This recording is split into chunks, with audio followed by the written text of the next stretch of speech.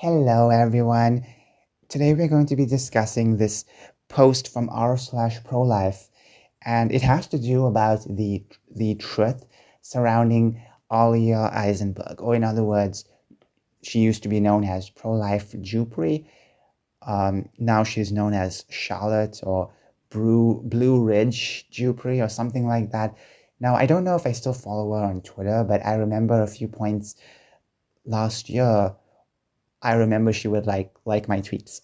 So, or even if it was the year before, I remember rare occasions she liked my tweets. So, yeah, you know, honestly, it's really disappointing because she's also a year younger than me, and I'm just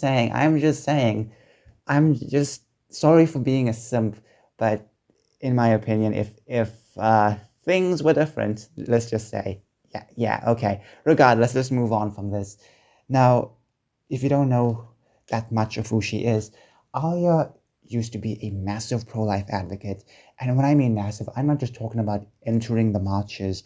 I'm also talking about being at the heart of the pro-life movement. She used to also be for Students for Life. She used to also uh, she was even like in a few debate videos with Destiny and then even one with Jubilee.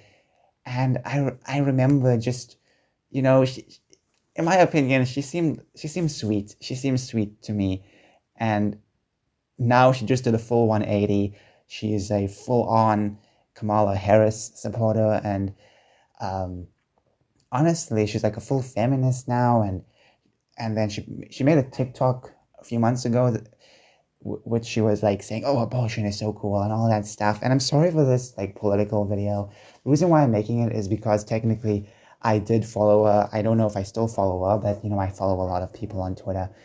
But at one point I was like, "Oh, this chick is pretty cool." So I want to really clear up the air, and this person also wants to clear up the air. So, hello, my name is Lydia Gibson. If you've heard anything about what happened with Alia, now known as Charlotte online, which I have to put online there because that's what she kind of goes by now, then you'll probably heard my name. I want to finally come out and tell everyone the real story. First off, Kristen and I did not stalk Alia. Now, okay, let me just add some context. So when Alia came out as pro-choice, it was a shocker. But the thing is that she made a blog post where she talked about her abortion that took place while she was pro-life, while she was dubbed online as pro-life. So this happened. This was heartbreaking, and then all of a sudden she had a mass unfollow, and she said a lot of stuff vaguely about people trying to stop her. And I didn't know who was trying to stop her. I didn't know anything about that. I was like, okay, what's going on? In my head, I was thinking, why didn't the massive pro-life sites try and stop her? Which I feel like obviously she could have had contacts to. Definitely, she had contacts to. So why didn't she contact them? And I was wondering, like, what happened with them? Like, would they even involved in this entire controversy? But turns out they were trying to stop Alia from going through this. And okay, let's continue. We did not harass her, and we did not intimidate her like she said.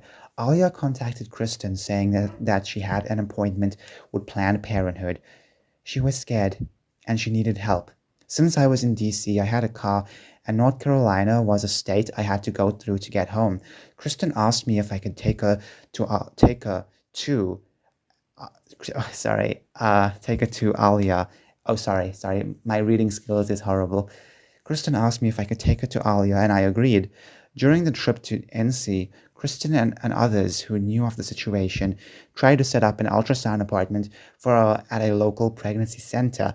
Now, if you don't know what pregnancy centers are, they're basically little helplines for mothers and babies, so that's pretty cool. But she never showed up. We even offered to reschedule, and the ultrasound tech agreed to come in on a day off. She was offered housing with another activist and significant financial support from Let Them Live. I know Let Them Live. They do massive charities for mothers babies. They do a lot of charities, and that's awesome. They've saved a lot of babies, and I'm really happy about that.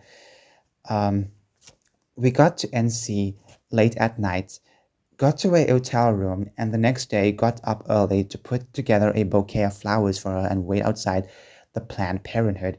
Alia told Krista the exact time of her appointment, which Planned Parenthood she was at, and when she got there. So basically, she told her everything, where and when. Kristen decided to go inside and try to talk to her and her boyfriend, and Alia wouldn't speak to her. I stayed in the car. After the appointment, which turned out to just be a consultation, Kristen came back to the car and got the bouquet to give it to Alia. Later that day, after talking to Alia over text, Kristen told me that she agreed to meet with us, and she gave Kristen the address to the house she was living at. When we got there, she came out and got in my car. We asked her where she wanted to go from there. She suggested taking her to the hotel where we were staying at, which she didn't want to do. She asked just to go to a nearby park, and so we did. It's really weird to hear people want to go to the park because it's been so long since I've ever been to the park. Only once in my life, I guess. Anyways, let's move on to the next paragraph. We spoke on a bench for a long time. I don't remember exactly how long, and Kristen did most of the talking, but it was hours. From that conversation, we learned that she had recently gotten out of rehab for alcoholism, and that she had made multiple attempts on her life before then, one of which was with her mother's sleeping pills, which contributed to her going to rehab. We found out that her boyfriend, who was 20 years older than her, worked at the rehab she went to, although he was in a different department. He also was a boss at a previous job, during which Alia told one of her friends that he sexually harassed her while she worked with him. You know what really pisses me off? Alia now identifies as a feminist. She's proud promoting feminism, but it's like, excuse me, sweetie. This is the feminism you're talking about, yet at the same time, I'm not sure if you're still involved in a relationship with this boyfriend of yours, because if that's the way he treats you, then how can you be preaching about pro-women stuff when this is how he treats you? It's ridiculous. It's really ridiculous. She's being very rude sometimes, and it's like, excuse me, if this is how the guy treats you, then why are you preaching about feminism? Why are you preaching about women power when you are beholden to your boyfriend? Sorry for sounding harsh, but it's like, it's just annoying. And apparently, months before, I guess, she even had an abortion, it was out. She tweeted about this, that a boyfriend, a new boyfriend. Okay, I don't know if it's a new boyfriend. I don't even know if this is a first boyfriend. Regardless, a boyfriend used to have a girlfriend, and once upon a time made that girlfriend have an abortion. It was basically the opposite of Alia at the time, and she even tweeted about it, and I can't remember what people were saying online, and it's like, oh my goodness, if only she took that as a hint and left. I'm sure you can change people's mind, definitely, but I mean, come on, okay? There are some guys that are just crazy. Yes, everyone has the ability to be reformed, but sometimes they just need someone stronger, and Alia at the time didn't seem to be so strong, and it seemed to me that she was being manipulated by her boyfriend. And when she went to rehab, she had changed significantly between who she was before and when we were speaking to her. She told me and Kristen that she was in the worst mental state she had ever been in, and that she wanted to take her mother's prescription pills to induce an abortion at home, and that she hoped it would kill her with it. She told us that she had been hallucinating the sound of her baby crying, and that she had entire days that she couldn't remember anything from, like she had blacked out the whole day. She said to us that she had made up her mind, and she was definitely getting that abortion. Eventually, she told us that her boyfriend wanted her to come home, and I told Kristen that I don't think she was living in a safe environment. I thought to myself, if I take her back to that house, to that man, I might as well be driving her to the abortion clinic myself. So Kristen told her that I couldn't drive her home. Alia then turned around and started walking home herself, which was about a mile or two away. Kristen called 911, and only told the dispatcher about Alia's suicidal ideations. When we heard back from the operator, she said Alia denied such thoughts, and if we were really worried about her, we can go to the magistrate to have her committed. Me and Kristen spoke about it and decided that even though it could make things difficult, we needed to go to the magistrate for our safety. So we went to the magistrate. We only told her about Alia recently going to rehab and a suicidal ideation. We did not tell anything about her being pregnant, us being pro-life, or having an abortion schedule, none of it. It was strictly about her mental state and the suicidal behavior she had told us. The magistrate agreed that she was a threat to herself, and she filed the order to have her taken to the mental hospital. Later that night, I got a call from the hospital she went to, and it was a psychiatrist who wanted to know more about our motivations. Again, I told her what Alia told us about her ideations and recent rehabilitation. No abortion, no pregnancy, no pro-life work. That was the last I heard about Alia until she posted about her abortion in September. You know what's really disappointing? I remember seeing a picture of her in a silver dress, being proud, being elated for a 21st birthday. Yeah, heartbreaking, really, because I was like, oh, this girl is enjoying the time, and then all of a sudden I see that people are talking about her, and a blog post she made about her having an abortion, and how proud of how proud of herself she was. She had repeatedly said that I was essentially a stranger to her, but I considered her a friend. It was no parasocial relationship. My first time ever hearing about her was when I met her. She was the first person I ever met from PAAU. So PAAU is Progressive Anti-Abortion, I think, United. I mix up the I think it's called an acronym. I can't remember. I mix it up.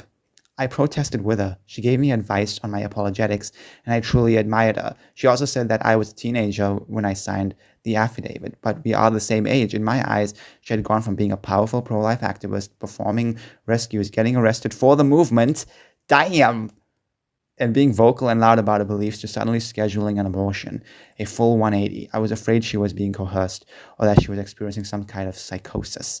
I feared for her life and her mental state, and after all the stories of abortion trauma I heard, I thought that getting an abortion would have traumatized her further. I do not regret trying to intervene to save her and her baby, and to get her help she needed. It hurts me deeply to see the lies she has spread about her story, and the way she views me. I think about her every single day. You do not have to believe me. All I have is my word. But I'm tired of no one knowing my side of the story. It needed to be heard. Thank you for sharing this side of the story, because it felt like there are some puzzle pieces missing to the story. Because when Alia mentioned it, I don't remember her bringing up this part. Maybe because I skimmed through a blog, but the way she described it, these people were just random pro-life activists. So I thought they were possibly just like small groups. I didn't know it was Kristen and and this lady. So let me read the comments, some of the comments. Okay, thank you for doing everything you could to try and save that child and protect Alia. I never thought the things she said about you. She admitted herself. She called you for help and then complained about you offering the help she asked for. It never made sense. The only part I liked clarification on, you never said when reporting a suicidal ideation, you never mentioned the baby, but I thought she posted some records from a mental hospital where the staff stated someone had mentioned the fact that she was plotting an abortion, and it was out of character against her values, as an indication that she wasn't in the right state of mind. I might be misremembering that, though. I can't remember that. Maybe I have to go back to her blog, but I don't want to. I really don't want to. She was such a nice girl. Honestly, if she didn't have that wacko of a boyfriend, she would have been in a normal state. What I'm trying to say is that you have other people in this world who will try and mess you up. These people are rotten to the core, and they can have rehabilitation, but you need someone strong to give them rehabilitation. They need God. And what that boyfriend did, because all you can do right now is realize the fact that the reason why she even switched, she went from being arrested, okay, she was a massive pro-life activist, and she just goes like that. No, a boyfriend has some kind of hold on her, grip on her, And it's so disappointing. Now she preaches about feminism. It's like, excuse me, girl, your boyfriend's doing that to you, and this is what you want to preach? No, absolutely not. Anyways, okay. She wrote a blog post about her experience. Okay, let me read the top comment. Why am I skipping the top comment? Thanks for your sharing the story. I imagine she told women that were unexpectedly pregnant and similar to her situation to not get an abortion and everything would be fine. Do you think her experiencing it firsthand rather than it being someone else and not her personally made a change from pro-life to pro-choice? She wrote a blog post about her experience as well as it being addressed in a post above. According to her, she initially joined the pro-life movement because it helped to create a narrative and deal with sexual abuse and miscarriage she suffered as a teenager. And that's just really heartbreaking because it's like you needed help, you needed love, and the pro-life community gave that love for you.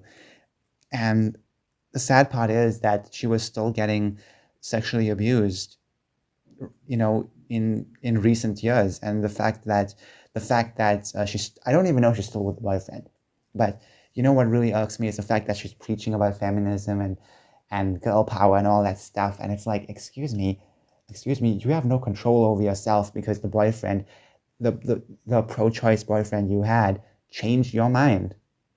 He manipulated you. So um, there's some really interesting people over here, like pro-choice Christian. Um, okay, okay. I had a feeling something was off with her story. I used to follow her years ago when she was pro-life, but stopped because I got an off feeling about her. I never really had an off feeling about her. I always thought she was like really cool, Also the fact that she was just like close to around my age, it felt really awesome. Really awesome to have more people around my age to be pro-life. All my life growing up, most of the people I watched online were millennial YouTubers. Yeah, I'm not even joking. Like, I barely found people around my age to watch, or even when it came to following people. Like, yeah, you would follow people on Facebook who were around your age, but most of the people I followed on Twitter were adults, and most of the people I followed on Instagram were also adults. There were a few instances where I had people around my age, and that was pretty cool. I remember there was this one cosplayer. She was like a year older than me. I had a slight crush on her. I don't even know if she's had a new account or not, but she was one of my favorite cosplayers for that time. There was obviously going to be my favorite cosplayer of all, which I'm not going to mention her name because I was crazy for her, so to a point where I'm not going to even talk about that. But regardless, so when you have someone around your age, you feel really happy, because you feel like you're the only one in your demographic who feels this way. But no, millions of people feel this way around your age. Anyways, you mean you stopped following her before her abortion? Yeah, it was way before her abortion. You must have a sharp judge of characters. This is actually 2 minutes ago. Damn.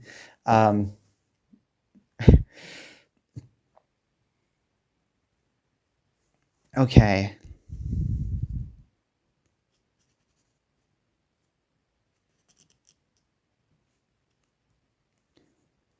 At first, she said he was pressuring her, but later on, she said he had nothing to do with it. I don't know which one is true. Um, Honestly, it's like, yeah, I feel like she's kind of telling different stories, different sides. She's not telling the full scope. She's not telling the full situation.